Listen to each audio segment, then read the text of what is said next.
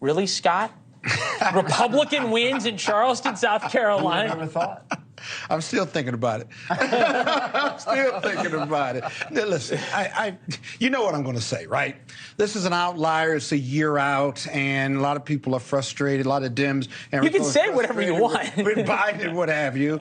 But it is a year out. Listen, he's 50 points ahead in regard to black voters for Trump. That's a negative for Biden because it ought to be 80 or 90%. But in the end, the campaign hasn't started yet. The Democrats are going to remind, especially black voters, hopefully men and women, because the largest bloc is black women, but they need to pay more attention to black men.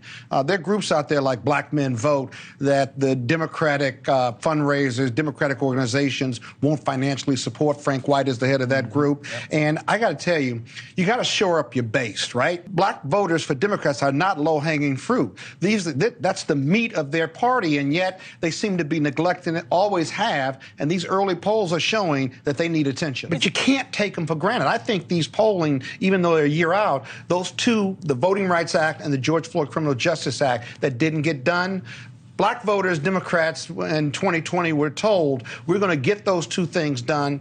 George Floyd was a big issue. Voting Rights Act was a big issue. And the Biden administration hasn't delivered on it. And I predicted over the last 2 or 3 years that black voters are going to remember.